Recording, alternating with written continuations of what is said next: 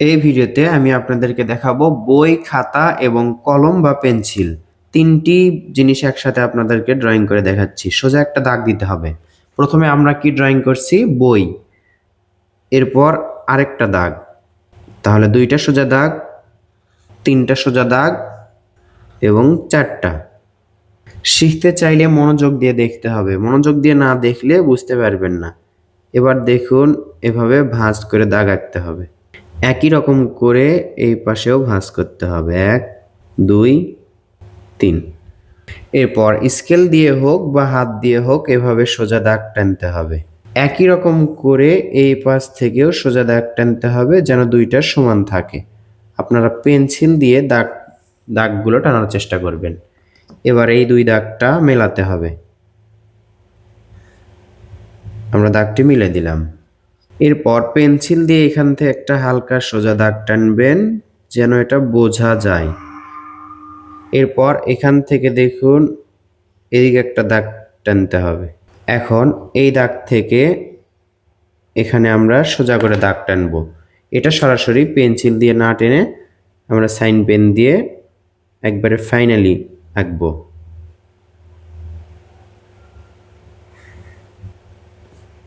২, ৩। এবার কি করতে হবে আমাদের? এটা দেখুন এখান থেকে আবার ভাঁজ ভাঁজ করে দাগ দিতে হবে। তাহলেই আঁকা হয়ে গেল বই। ৩টি বই। চাইলে এর মাঝে আপনারা এভাবে দাগ আঁকতে পারেন। সোজা সোজা দাগ আঁকতে হবে। এটা পেন্সিল দিয়ে স্কেল দিয়ে যদি আঁকেন তাহলে সোজা বেশি হবে। খুব বেশি ঘন করার প্রয়োজন নেই। দাগগুলো হালকা করে দিলেও হবে। বই আঁকা হলো, এবার বই আমরা রং করব।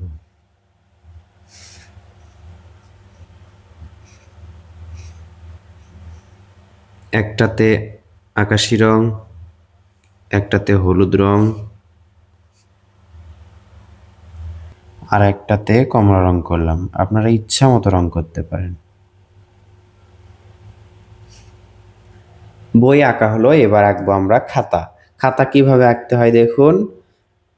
একটি সোজা দাগ দিতে হবে। আশা করছি এভাবে আপনারা একটি সোজা দাগ দিতে পারবেন খুব ইজিলি। এবার কি করতে হবে? এখান থেকে এই ভাঁজে একটি দাগ দিতে হবে। একই রকম করে দাগ কিন্তু এই পাশেও দিতে হবে। ২টা যখন একই রকম হবে তারপর একটু থামবেন। থামার পর কি করতে হবে দেখুন, স্কেলটি নিবেন। এটা চাইলে কিন্তু আপনি স্কেল ছাড়াও আঁকতে পারেন। এই পাশ থেকে একটা দাগ আঁকলেন, এই পাশ থেকেও একটা দাগই আঁকলেন। ২ দাগ যেন একই সমান হয়। এবার দেখুন, মজা দেখুন। এখান থেকে ১, এখান থেকে একটু ছোট হবে, এটার থেকে একটু বড় হবে। একই রকম করে এখান থেকে একটু ছোট, নিচেরটার থেকে একটু বড়। একই রকম করে ওপরেরটার থেকে ছোট, নিচেরটা একটু বড়। এভাবে করে বেশ কয়েকটি আমরা দাগ দিব। একটি খোলা খাতা।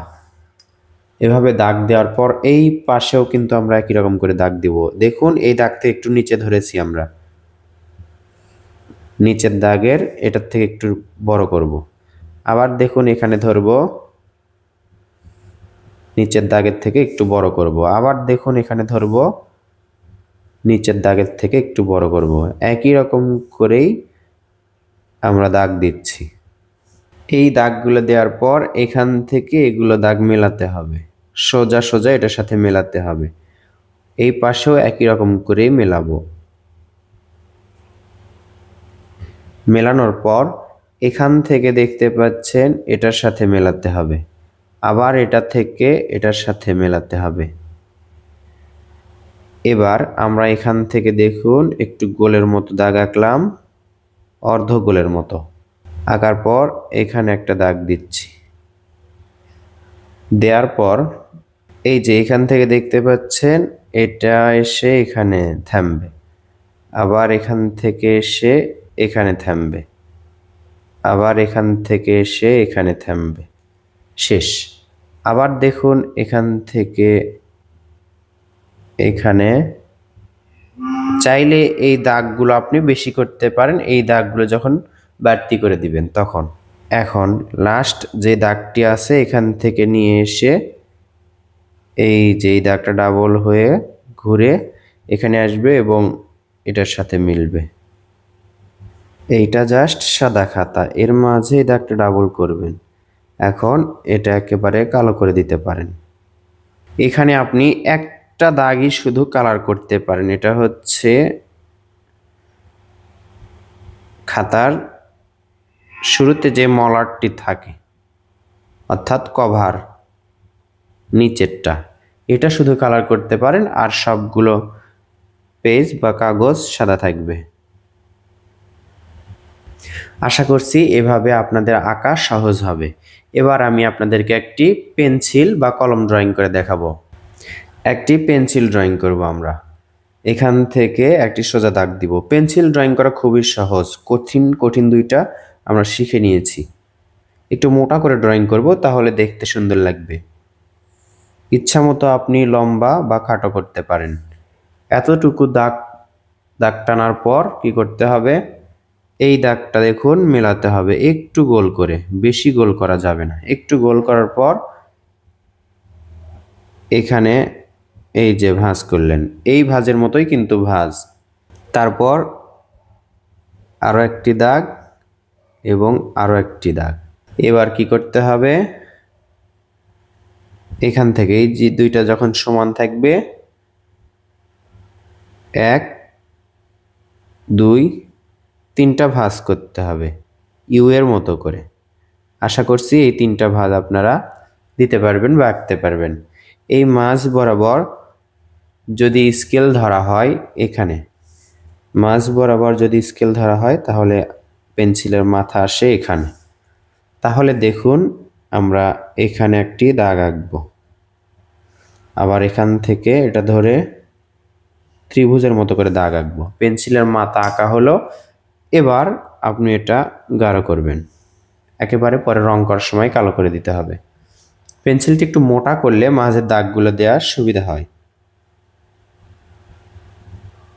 দুটি দাগ দিতে হবে এর মাঝে, একটা দুইটা।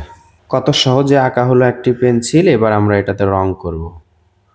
পরে লাল রং করছি, মাঝের এটাতে ছাই রং করছি। এরপর হলুদ রং বা গাঢ় হলুদ রং নিয়ে পুরোটাই করতে হবে, অথবা কমলা রঙেও সুন্দর করতে পারেন। এই রংটি যদি কমলা রং করতে পারেন এটাও সুন্দর দেখাবে। ইচ্ছা মতো যেই রঙই থাকুক সেই রঙে রং করতে পারেন আপনি। এটা সাদা রেখেই আমরা এটা কালো রং করছি। এবার আপনি দাগগুলো চাইলে গাঢ় করে আরও সুন্দর করতে পারেন। তো বন্ধুরা, বই, খাতা এবং পেন্সিল 3টি ড্রয়িং একটি ভিডিওতে আমি আপনাদেরকে দেখালাম অত্যন্ত সহজ এবং সুন্দর কৌশলে। কেমন লাগলো ভিডিওটি কমেন্ট করে জানাবেন। ভালো লাগলে লাইক করবেন এবং শেয়ার করবেন অন্য বন্ধুদের মাঝেও, তারা যেন শিখতে পারে। ধন্যবাদ।